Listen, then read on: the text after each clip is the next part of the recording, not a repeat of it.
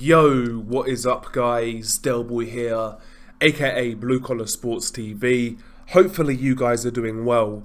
If you're new here, smash that like, hit subscribe, all of that good stuff. So, Jared Anderson defeats Charles Martin in a 10-round unanimous decision. However, I think it's fair to say his performance left a lot to be desired.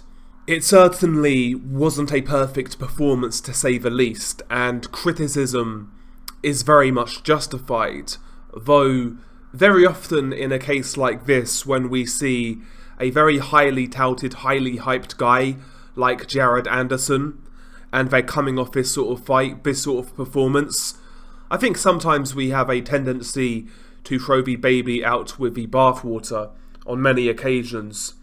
In regards to the performance itself, I think we saw a lot of what we've been seeing from Jared Anderson so far in his career. What we have seen prior to the Charles Martin fight was a guy who is athletically gifted, pretty quick for a heavyweight. You know, he's kind of flashy, has some upper body movements, relies on athleticism to get away from punches. More so than technical prowess, you know, technical footwork, things of that nature.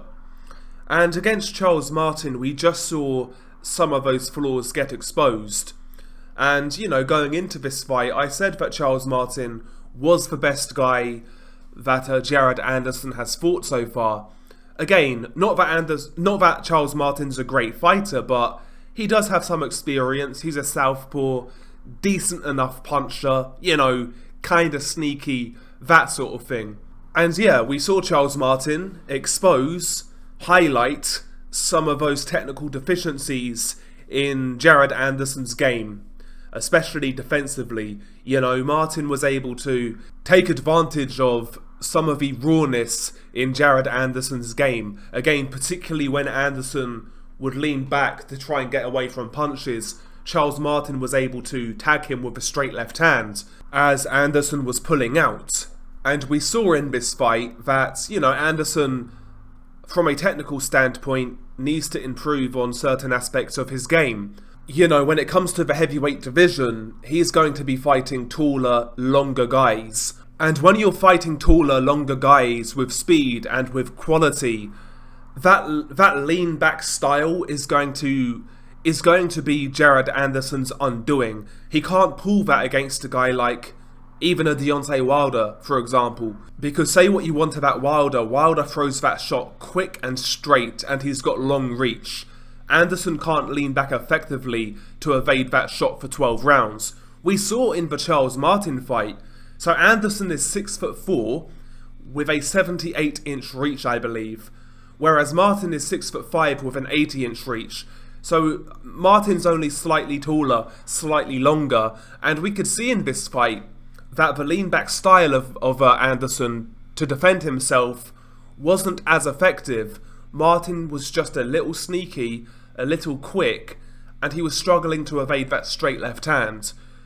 As he steps through the levels, Anderson defensively is going to struggle as of right now. And again, when you lean back as your only form of defense from shots, you're also going to be susceptible against a guy who can punch on the front foot. I look at Arslanbek Makhmudov on the undercard, who in my opinion, very hard puncher, but he himself is technically flawed. But one thing he can do, he can actually punch while moving forwards. And when you're leaning back, moving backwards, if you're doing that against a guy who can punch on the front foot, you're going to get clipped with shots. And again, I believe Makhmudov is taller and longer than Jared Anderson. So, listen, if I was Anderson's manager or his matchmaker, I wouldn't make that fight next, personally. Anderson also got buzzed by Charles Martin. He got buzzed in round 5, buzzed in round 6, and he was buzzed towards the end of the 10th round, in the last 10 seconds. So I think it goes to show, while Anderson is athletically gifted to a certain degree, you know, quick hands, he does have decent reactions, he's no slouch, he needs to improve technically on a lot of aspects. You know, we're talking about his gauging of distance. I felt at times Anderson would wait around too much at mid-range, and he was getting caught in those scenarios. When he was actually boxing on the outside, he was outboxing Charles Martin, and on the inside, he looked more comfortable than Charles Martin, but he was hanging around mid-range far too often, and that enabled Charles Martin to land that straight left hand. I don't think his distance management, his distance control, his spatial awareness was that great against Charles Martin.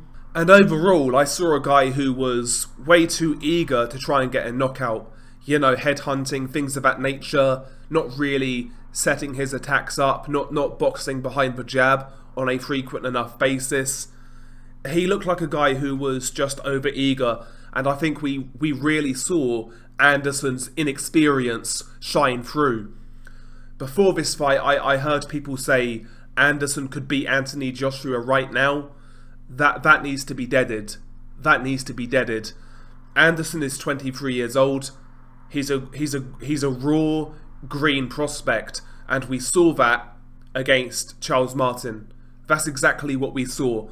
I'm not sitting here writing off Anderson, but it goes to show selective matchmaking can only take you so far. You know, you really need to improve in the gym. And that's what Anderson needs to do. He needs to, you know, go back to the drawing board and really analyse what went wrong, what needs to be improved.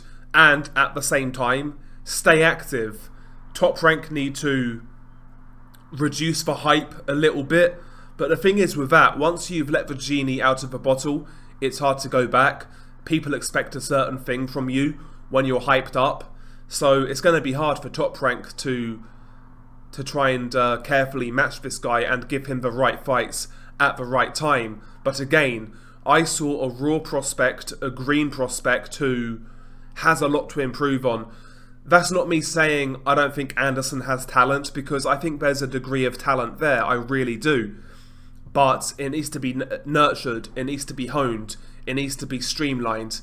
You know, I saw Tyson Fury on the come up, and he had some very questionable fights. You know, I recall him getting dropped by Nikola Pajic. I recall him having a life and death with John McDermott, etc. But one thing about Tyson Fury, he was actually matched quite well on the come up. He fought pressure guys, he fought boxers, he fought smaller, quicker guys. He had his adversity and he learned from it. He was actually matched quite well. And that solid matchmaking enabled him to learn from his mistakes and get better. He went back, analysed what went wrong, he adjusted his style, and, you know, Tyson Fury is where he is now as a fighter. That's what Anderson needs to do, in my opinion. He needs to go back, analyse this Charles Martin fight, see what went wrong, and go from there. And in regards to matchmaking, they need to pump the brakes with Jared Anderson. Not have him fight no-hopers, have him fight decent guys, but let's stop talking about top 10 level.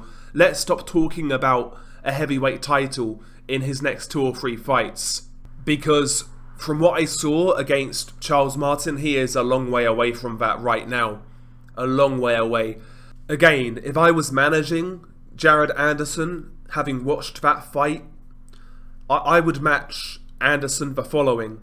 I would have Anderson come back and fight a durable trial horse, a guy like Christian Hammer, for example. And following that fight, I would have Anderson fight a guy like Jermaine Franklin, a guy who can really look after himself, who can be defensively sound, but offensively, there's not too much coming back.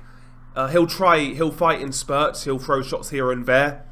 He's got nice hand speed, but he's not a big puncher. I think that's the ideal sort of fight for Anderson. Maybe not next, but the fight after. But what I saw, they need to pump the brakes with Jared Anderson. Otherwise, he's just going to be viewed as another hype job that got exposed. That's how I see it anyway. So, yeah, I'm not necessarily writing off Anderson. I'm just trying to give you my perspective of where I think he's at right now. And I still see this guy as a prospect, not a contender. That's how I see it. Anyway, Share your thoughts below. Beanie Guy Delboy. Peace.